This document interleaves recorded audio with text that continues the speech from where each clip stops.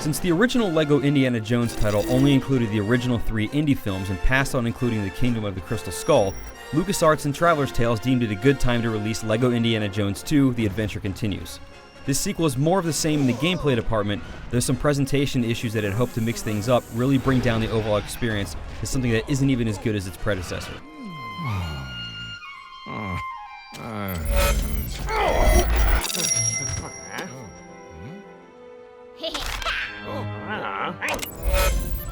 While LEGO Indy 2 focuses on the Kingdom of the Crystal Skull, it includes content from all 4 Indiana Jones films.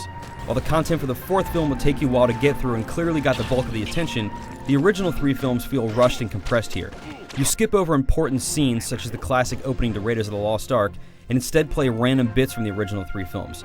Really, not going after the golden idol and running from the giant boulder in a Raiders segment is blasphemous. Speaking of blasphemous, all 4 movies take massive liberties in what you do and see. Every major segment of the game ends in a giant boss fight regardless of what actually happened. For example, the man-eating ants at the end of the 2nd chapter for the Kingdom of the Crystal Skull forms a giant man-like ant creature you must fight off, and instead of everyone's faces melting off at the end of Raiders, you instead have to fight a giant electric ghost. Rather than feeling like a playful take on the movies like all of the previous LEGO titles, LEGO Indy 2 seems more like a mockery to me.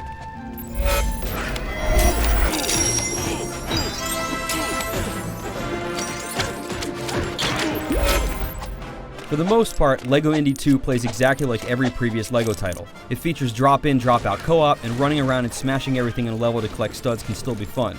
However, we've done this many times before and the formula is getting pretty old.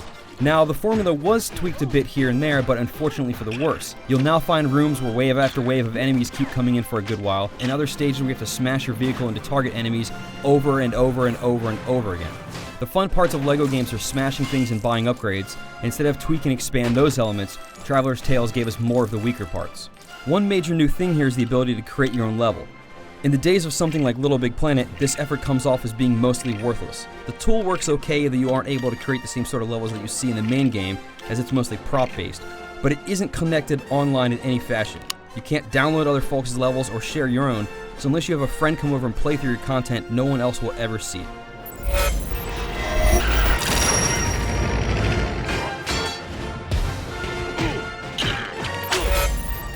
LEGO Indiana Jones 2: The Adventure Continues takes a whole lot of missteps and winds up being a fair bit worse than the original game.